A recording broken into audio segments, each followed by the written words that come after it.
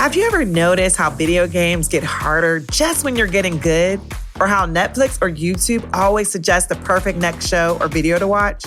That's artificial intelligence, AI, at work. Welcome to AI for Kids, the podcast where we explore AI together with your parents and teachers. We'll look at how it works in simple ways with real examples. And we'll talk honestly about the worries like safety, privacy, and what it means for the future so everyone feels informed. Are you ready to get started? Let's discover AI together. Hi, everyone. Welcome back to AI for Kids. Today, we have a wonderful guest. Please welcome Phil Rogoski, the founder and executive director of Maryland STEM Festival. Phil, can you tell us a little bit about yourself and your journey in creating the Maryland STEM Festival? Well, a little bit about myself. The most important thing I like to think is that I am the father of two wonderful children, Noah and Shayna, and a wonderful wife, Jennifer. I've always been interested in STEM, although my path has not been a straight STEM path. When I was growing up, I was a big fan of the Apollo program, which shows you how old I am. Also, I got in sort of the ground floor and interest in ecology through Jacques Cousteau, who some of your listeners may or may not know of. But STEM has always been something I've been interested in. It wasn't the focus of my career, but it's the focus of my life now. When you were growing up as a kid, like you mentioned, being excited about the Apollo program or Jacques Cousteau, who is a famous discoverer, what were some of your favorite subjects when you were growing up? Well, they weren't as much STEM as you might think, but they both came from my parents. My two favorite subjects, though I did like science, was math and history. Ah, And the history comes from my father because he was a history major and worked in libraries. So he was always reading books on history. We'd go to museums. So I inherited his love of history. And I also was a big math fan, and that came from my mother, who was a math teacher. It also came a bit from my father because he was a big baseball fan, and there's a lot of statistics and numbers in baseball. And that reinforced my love of math, which I developed from my mother. that's a really cool mix of having both the math and the history because they're both really great skills, especially when you're in a career like STEM. Did you always have an interest in science and technology and some of those pieces as well? Yes, I did. As I mentioned, the Apollo program, the ecology. But when I was growing up, there was more of a pigeonholing where science was thought of for only certain people, that you had to really excel in it. It had to come very naturally to you. Otherwise, you weren't really part of that world. And I didn't feel that I quite had that expertise or that natural inclination back then when I was growing up. Again, I focused on math and history, which math is part of STEM, but still people who were going into science and engineering were people who really did a lot of building, who were very good with their hands. And a lot of them also got that from their parents. Often they had a father who was into engineering or who was a scientist. So my childhood didn't include as much practical science, but there's always been that interest there. I love that. And I want to double tap on something you said around when you were growing up, it was a certain type of person that had to go or felt like they had to go into the field. What made you over the years decide to embark upon STEM? Just observing the world around me. STEM, people may not think about STEM's always been the basis of society and of life, but as we've been growing, as the world has been advancing, it's becoming more and more an important component of life. Things are becoming more technically oriented. Math is becoming more important to everyday life. And as I see that, it just seems natural that it should include everybody, that no one should be left out from the STEM world, whether it's actually doing a STEM job or just understanding STEM. It makes life a lot easier for people if you understand STEM, if you can do STEM, and it should include everyone. It's not just for certain people, which was kind of the way I thought growing up. I see now, and I've been seeing more so, that it should include everyone. Thank you for calling that out and literally saying exactly what I think we all need to hear is that even if you're not into the hardcore math and things like that, it is something you still need to understand and still need to be a part of because it's a part of all of our lives. I did want to ask you another question. So when you were a kid, did you ever want to have a superpower of any sorts? And if so, what was it and why? As a kid, I was a big fan of superheroes. Oh, yeah. So probably flying, especially because I'm afraid of heights. I wish I could fly, and I would assume if I could fly, then I wouldn't be afraid of heights anymore. I like that. I also am afraid of heights. As an adult, the superpower I'd like to have is to make people get along with each other. I never heard that as a superpower, but I am here for it and I totally support it. Well, I mean, there are some superheroes who sort of can control or influence people's minds, and I would just like to be able to influence people to get along. We all have DNA, RNA, and we all start out as the same gentle, unknowing little creature, and there's no reason we can't grow up to be getting along with all the other creatures, all the other people in this world. Thank you so much for that, Phil. I'm going to shift us a little bit away from your childhood to present day. So let's think about the Maryland STEM Festival. Can you explain what it is and what do you do there? So, the Maryland STEM Festival is an annual event that we organize. It takes place for a full month each year, and it consists of hundreds of events that celebrate different areas of science, technology, engineering, and mathematics. It takes place all over Maryland. And one of the reasons we set it up this way is geography is frequently a barrier to STEM or has been a barrier to STEM. There are other events similar to ours, but they take place in one location, and usually they're one day or maybe 2 days. So if you're not near that location or it's on a day that's really bad for you, you're going to miss out. So we try to have as many STEM events as we can and have them all over. So that's not necessarily an excuse. People can't say, oh, well, I live on the Eastern Shore, and to drive all the way to Baltimore would be a chore. Well, there are events on the Eastern Shore. There are events in Western Maryland, in Southern Maryland, in what's called Northern Maryland. So they're all over. So you can't use the excuse that it's not near me. I can't get to them. We like to say that there's a STEM festival event within 30 minutes of every person in Maryland. That's amazing. And the events take a wide range of formats. They can be anything from a musical performance to career discussions to demonstrations to nature walks to book readings. We've even had some STEM comedy shows in the past. Oh, wow. Okay. Any sort of activity the host can come up with that helps them or there's the way they want to promote an area of STEM. And also the topics vary from event to event. We look at STEM very broadly. It's science, technology, engineering, mathematics.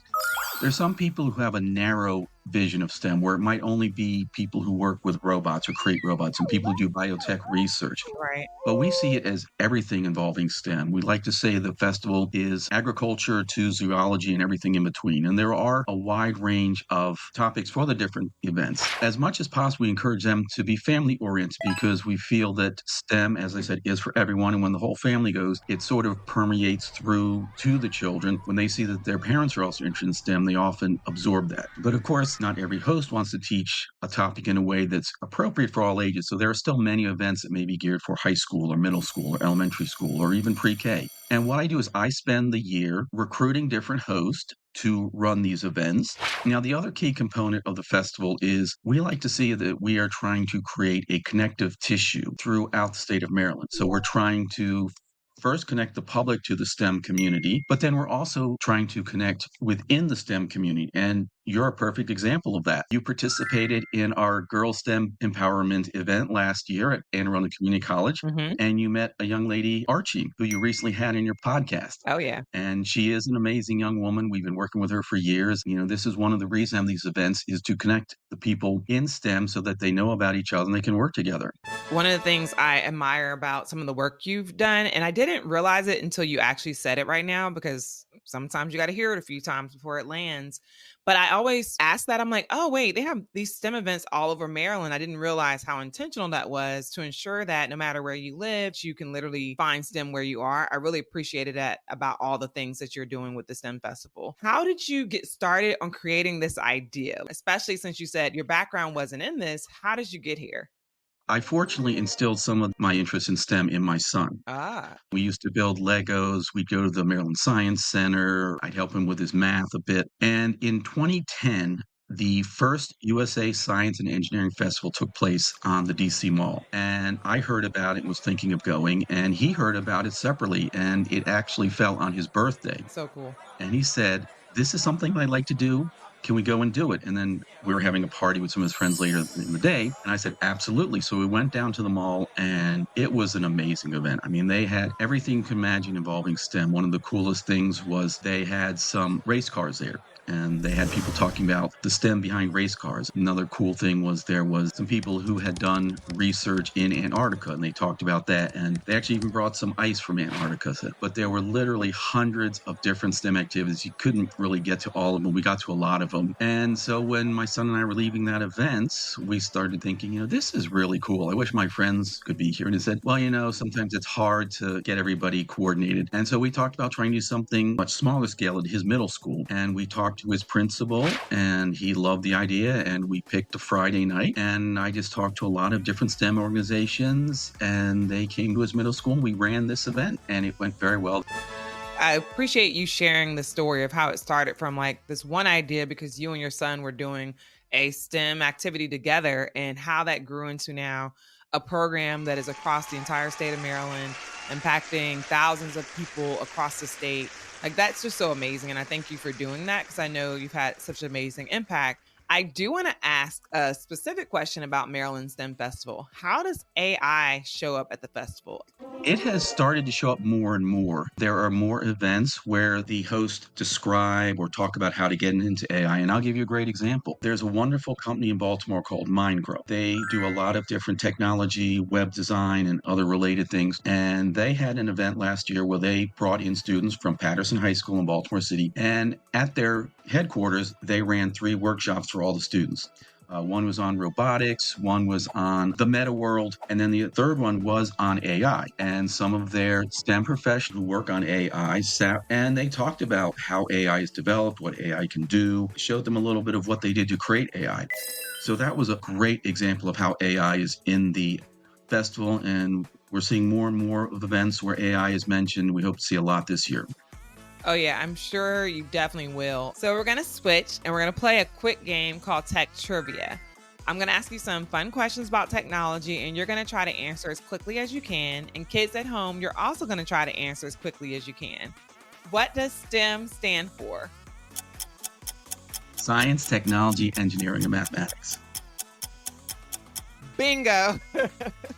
All right, the next one, I actually didn't know the answer to this one, but let's see if you know the answer. Who invented the computer? Not who created the first one, but who invented the original concept and idea of a computer? Well, Charles Babbage is usually credited with building the first electronic computer. He was an English engineer, and he designed the first one in about, I think it was 1832, and revised it 4 times in his lifetime. So he's generally considered the father of the physical computer.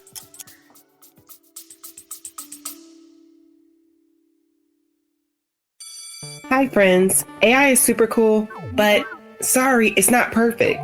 And we're still learning about some of the problems and dangers it can have. That's why it's so important to explore AI with a parent, teacher, or guardian to keep things safe. AI is amazing, but your safety always comes first. Ready to dive in together? Let's go.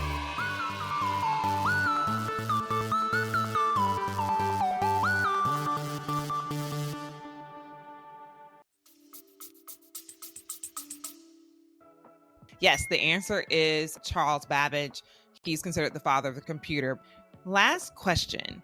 Who is credited with using the term STEM first? Let's see if you have the same answer.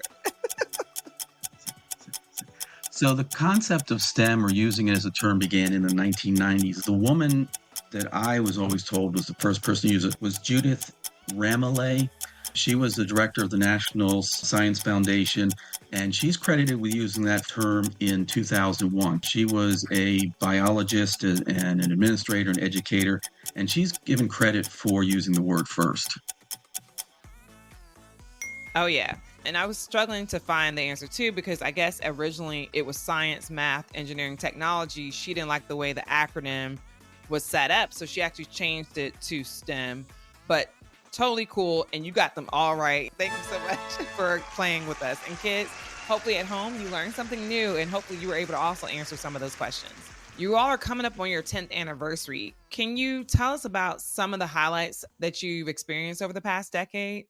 Sure. We did an event, we called it Sports in STEM. We did that at Morgan State, and we brought in an elementary school nearby, and we ran through different activities of sports and showed how they were connected, how they use STEM. The subtitle for the event was Sports Applied STEM, because you can't have almost anything without STEM, but you certainly can't have sports without STEM. So we brought in these students, we went through these different activities. They learned a lot about how STEM was integrated, sports were dependent on it. When they got back to their classroom, they told their teacher that we want to be part of STEM. We want to be part of something big. Ah, that's great. That was amazing to hear. Another event that I'm very proud of that is going on, we call it the Middle School STEM Professional Match. And we started that 2 years ago.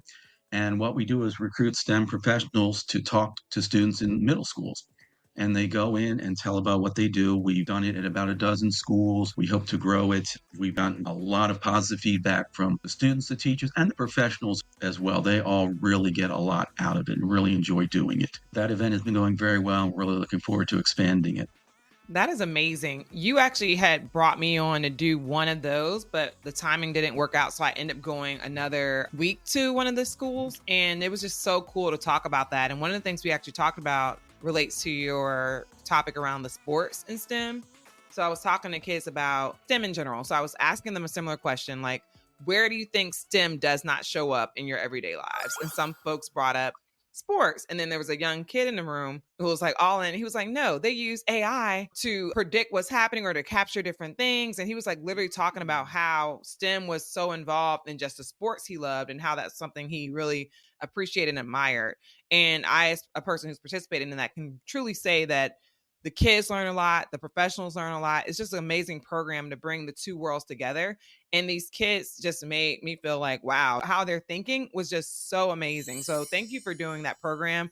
Yes, I just spoke with someone who participated this year. He's a traffic engineer, and he was telling me how he couldn't believe some of the questions the kids were asking. One even asked about internships, and he said, well, just wait till you at least get to high school before you get into internships. But he said the questions just blew him away. I know times change, of course, but the questions for me too, it was like, you're thinking about this now? I'm like, y'all are way ahead of where I was at that age. They're way ahead of where I was in college, darn near. Having curiosity and asking questions and learning more literally helps you to open doors that you may not have been able to open before. So I did want to ask you another question about AI in the STEM Festival. And I know you kind of start talking about it with some of the new things you've seen with AI popping up. How has AI's visibility grown, not even just in the STEM Festival you've seen, but in general? How have you seen AI change over the last 10 years?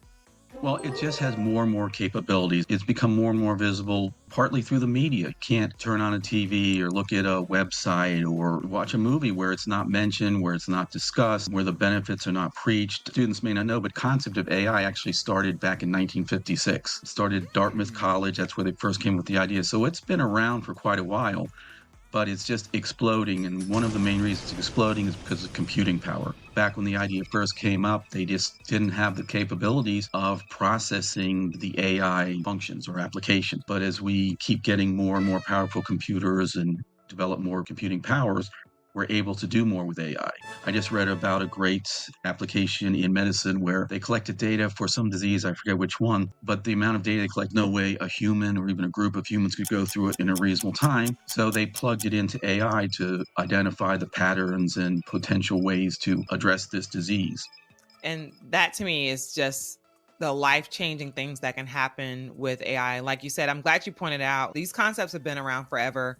I always quote Dr. Ramesh Chappella at JSU, actually. AI is old enough to be on Social Security because a lot of people are nervous of it. But as a reminder, it's been here for a while. But to your point, our computers are now able to handle the capacity of that. I think back to the first smartphone that came out and how many megabytes it held or how many gigs it held. I can't remember at the time how low it was. Now you look at, we're at terabyte of data being held on your phone, just seeing how even on our own devices that has changed drastically. I do want to shift the conversation a bit because I know one of the things you talked about was that your history or your job and career field is actually not in STEM, but in auditing, which is still interesting because I still think very STEM adjacent, if not aligned in so many ways. But you were an auditor for various government agencies. Talk a little bit about what that meant, as well as how that influenced your work with the STEM Festival. Well, it influenced it or affected in a couple ways. What an auditor does is they go in and they review the work or the records of people to make sure they're doing the best they can and also to make sure they're complying with regulations and guidelines and laws that they have to. Through that, it helped develop my management skills, which is very important to running the STEM Festival. It helped me run projects and also run multiple projects and work with people who are running projects. So it helped me in that way. And towards the end of my career, I was IT auditor. I was at the Social Security Administration, which is an agency that provides money to a lot of people around the country. And I was looking at their information systems, their computers, to see that their computers were secure mostly, to see that they were doing the best to keep the bad guys out of their computers because their computers had a lot of very important information. I got to see one aspect of how STEM was benefiting people. It benefited people by insuring them and processing all the information so they get their money, but it also had to be protected. So I saw how STEM affected people that way. That's so cool. And I didn't realize with the reference I made to Social Security earlier, that's one of the places you audited. After you get a job, you'll pay into something called Social Security. And after you get to a certain age, you're able to draw or pull money out of that fund in retirement after you worked for many years and you've had a job. So making sure I wanted to detail that because I just realized we said it and I did not explain it. There's another key aspect with Social Security is they also pay if you're disabled. Certain people are not able to work.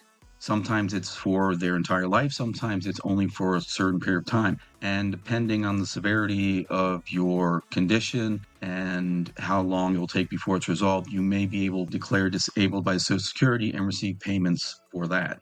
Thank you for that, Bill. I definitely forgot to add that part. There's a Social Security insurance for folks living with disabilities, and that is a good point. Thank you for that. You're welcome. As it relates to STEM, you've mentioned throughout the interview that it's part of our everyday life. Can you give some examples of how kids can see STEM in their daily activities? Well, I want to go back to the sports analogy because that kid talked about sports and AI, but it's even more basic than that. Okay. I'm going to talk about basketball. So look at the different components of STEM. They all are involved in basketball. For example, there's a lot of physics and biology involved in basketball. How much force you use when you're dribbling the basketball, when you shoot the basketball, that's all a component of physics. How fast you run, how long you can run for, that's all biology. What condition your body is in. Technology, the basketball that you dribble today is much different from the basketball that was first used over 100 years ago. It's got different components, it's constructed differently. There's a lot of technology goes into that as well as other parts of the game. The hoops are designed better, they're more resilient, they last longer, same with the net. What about your shoes? Shoes involve a lot of technology to make them as comfortable and to help you as much as they can. And then those items have to be engineered. Someone has to design the shoe. Someone has to design the basketball. And finally, it's all math in all sports. It's a lot of geometry.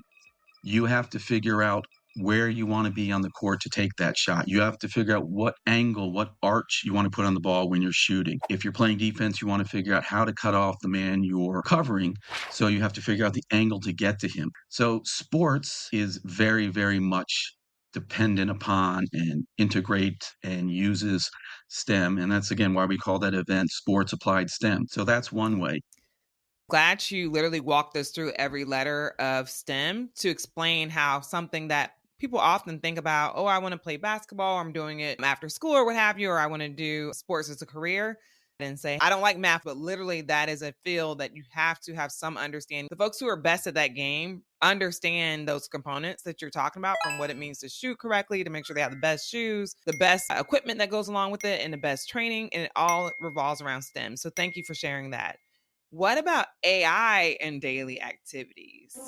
The most basic way, and the way that has been used for a long time that people don't think about, is gathering information. For years, people have been typing into Google a question. How far is it from Washington to Baltimore? The AI engine went out and searched it and came back with the answer. But now there's even more and more AI uses. I mean, I mentioned the one in medical research where it's used to look at large volumes of data. It can be used to create things such as documents. You tell it, I want to write a letter inviting Amber to participate in the STEM festival, and it will come up with a letter, and you'll look at that and you say, it's a little long, and then you type in, make it shorter. And then it comes back with a shorter letter, and then you tweak a little bit and you send it to Amber, and hopefully she'll be in the STEM festival. It can now be used to create images and sound. A lot of what your phone does is generated by AI. So its uses are just increasing and growing. As they say, the sky's the limit. If you can think it, you can probably figure out a way to have it done with or by AI. Well, some people have been talking about Sora or OpenAI's text to video creator, but another AI came out quicker than Sora. I think it's called Luma AI. I forgot the name of their actual AI technology, but I'll drop it in the show notes. But I was playing around with it to basically create videos using text. So it's just so cool to see all the things that are happening around these technologies and around STEM in general. Why do you think it's so important for all kids to have access to STEM education, considering what you just said? It's everywhere. It's all around us. There's a high probability that they're going to work in a STEM-related job, or even if they don't see it as STEM-related, it's going to use STEM. Hmm. They may end up being a writer, but they could be writing about STEM. They could be a psychologist, a psychiatrist. So they need to do it because there's a high probability that whatever career, whatever job they follow, it's either going to be dependent on STEM or it's going to be connected with STEM. Also, just to navigate everyday life, to learn how and know how to use the computer, to learn and know how to use your smartphone. We talk about smartphones, but so many devices are becoming smart now. You have your smart refrigerators, your smart toasters. Many of us have heard about that they're working on developing driverless cars. And so to be part of this world, the more you understand STEM, the more you can use it properly, the easier and better your life is going to be. Over 50% of the jobs that people have in 5 years haven't been invented yet. So part of learning STEM is adaptability and, as you mentioned, curiosity. So by being involved with STEM, you'll be more adaptable and you'll be able to adapt to the future that is being created with STEM. So, speaking of getting involved, how can kids get involved, one, in STEM and to make sure others who they know have access? Well, I'm going to throw out an idea, and actually this relates it back to Archie, is find an area of STEM you really like, learn about it, and then become a teacher, become someone who shares that knowledge with others. Archie, for example, really got interested in coding, which led to AI, and she's done a lot of teaching. She's run some events for the STEM Festival. And every year we have a number of events that are run by students, sometimes for students, sometimes even for adults, that talk about or demonstrate some area of STEM they're passionate about. I like to say that not every area of STEM is for everybody, but there is some area for each person. You just have to find it. It could be AI, it could be astronomy, it could be agriculture. It's going to be hard for a person not to find a particular area of STEM that they like. And when they do, take it and run with it. I love that. Thank you so much. Can you tell us about a project or event at the Maryland STEM Festival that you're really excited about right now? Well, there's a lot, but I'll focus on one. We're calling it the Da Vinci STEM Day. Ah, I like the name. I don't know if you know Ken Burns, the documentary filmmaker. Yes. He's done a lot of things. He did one on jazz and on the Civil War. He's actually got a 2-part documentary that's going to be released in November on Da Vinci. So Maryland Public Television, which will be showing it, was able to get a grant.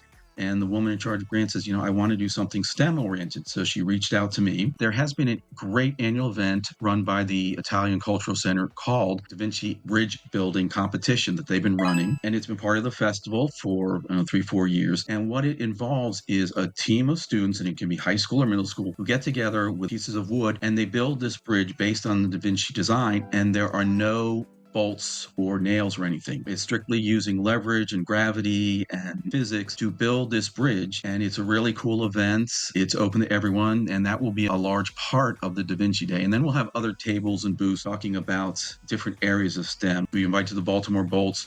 The robotics team is planning to be there. And so we expect to have like 15 other STEM tables and probably face painting. And it's going to be a fun day. It's going to be October 20th. And we're really looking forward to that. And how can kids and their parents learn more and get involved? Basically, they can go to our website, www.marylandstemfestival.org, and it tells you all about the festival. And then there's a tab for events. And if you go into that, there's a separate page for the Da Vinci event, as well as some of the other events that are in the works. And that will expand. Last year, we had over 300 events, and we expect to have more than that this year. Wow, that's just so amazing. Phil, thank you so much for talking about Maryland STEM Festival. Anything else you want to share about that? So the festival will start on October 18th and it will run through November 17th. It will take place all across Maryland. Each year we have a theme, and our theme this year is engineering ideas to reality, but there'll still be many events on other topics besides engineering. Then we'll have the astronomy, and we'll have robotics, and we'll have healthcare, and we'll have AI and biotech. Please come check out our website and see where all the events are and come to as many events as you can. And one other thing I want to mention is we also have a podcast we'd love you to listen to. The way our podcast works is I interview one STEM professional, such as yourself. You've been on our podcast. And then I interview a student who's very interested in STEM. And I combine the two interviews and we release it every Wednesday, and love to have people listen to it. Please check it out. I will definitely drop that in the show notes for folks who are interested. I really enjoyed being on there with you, and I'm so happy that you returned the favor to join me today. So thank you so much for that, Phil. And thank you for all the great work that you're doing. And hopefully for the folks who are not in Maryland who are like, man, I wish I had a STEM festival or something like that. Can they reach out to you to learn how to start something like that in their own state or county or city? Absolutely. I'm happy to talk to people. And even though we're based in Maryland, we do draw from some of the neighboring jurisdictions. We're looking to expand this year to have a few events in DC. We know that some people from DC, Virginia, and Pennsylvania, and Delaware have come to our events. So while we are based in Maryland, we're growing into, we are a bit of a regional event. And I'm always happy to talk to people about STEM. Thank you so much for that. Now I want to shift over to our fun bio segment. So it's called Two Truths and a Dream. You'll tell us 2 true facts about your life and 1 dream job you had as a kid. And I'll guess, as well as the kids who are listening, we'll take some time to think through your 2 truths and your dream, and we'll figure out which one is your actual dream job. I went to Johns Hopkins University. Okay. I've been in a play. Okay. And my dream job was to be a cartoonist. Okay. So I don't remember what school you went to. So actually, I'm going to have a harder time with this than I thought. You said went to Hopkins, were in a play, and your dream job was to be a cartoonist. I imagine you could have went to Hopkins just because of where you're located in Maryland. So that could be true. The second one, that you were in a play, I think you could be in a play. I know a lot of times you seem more like structured and someone who may not be into acting and things like that, but you actually are pretty funny and very engaging. You bring that with your personality, so you could be a good actor. And then third, cartoonist. I imagine you may have dabbled in that. So I'm going to actually say Hopkins, and I'm probably wrong. The Hopkins is a dream and the other 2 are the truths. Correct. I went to Prince George's Community College, College Park, and Bowie State University. There we go. I also went to College Park for my master's. So cool. Awesome. Well, thank you for playing that activity. And before we go, I want to ask you, do you have any advice for kids who want to learn more about STEM and get involved in STEM activities? Absolutely. My first suggestion is at home, talk to your parents, see if they have any involvement. Some of your parents may be working in STEM or maybe working with STEM people. Second, I would say look at what's going on in your schools. Some schools have STEM clubs, could be robotics, could be math teams, could be ecology clubs. So see if there's anything going on in your school, and also talk to your science teacher, see what they know about what's in the area. My next recommendation is to check out your local library. The libraries in Maryland are a phenomenal STEM resources. They are the backbone of the festival. You'd be amazed at what goes on at the libraries, whether it's coding classes or nature walks or book discussions or math clubs. There is an amazing amount of STEM that's going on in your library. Of course, always look on the internet, see what's in your area that maybe those first couple of ideas didn't generate. And lastly, attend some Maryland STEM Festival events. And we also have an opportunity. We have for middle and high school students in Maryland an ambassador program where you get to help the festival, promote the festival, and there are other opportunities. And it's a great learning and leadership opportunity. So we're always looking for more ambassadors to help out with the festival. And you can find out about that by going to our website. There's a page about our student ambassador program. And we'll make sure to drop that in the show notes. And I just want to say again that I agree with you so much around the libraries. I think people forget about libraries at times. No matter where you are, libraries have so many things happening. They're such a big part of the community, and they're great places to start. I remember being a kid going to the library and also getting like the mobile library that would come to our neighborhood, looking up to see when it would come by so I can get a book that I reserved. But there's just so many things to learn there. So thank you for calling that out. Is there anything else you want to share to our listeners? Again, just remember that STEM is every day. And STEM, as I think Archie mentioned, STEM is really curiosity. We're all born with innate curiosity, and don't let that disappear as you get older. Unfortunately, some people lose that. And always be curious. Be curious about everything. Don't be afraid to try new things. Phil, thank you so much for joining us today. And thank you all for listening and tuning in once again. Don't forget to subscribe to AI for Kids and stay curious. Thank you for having me. Thank you for joining us as we explore the fascinating world of artificial intelligence. Don't keep this adventure to yourself. Download it, share it with your friends, and let everyone else in on the fun. Subscribe wherever you get your podcasts or on YouTube. See you next time on AI for Kids.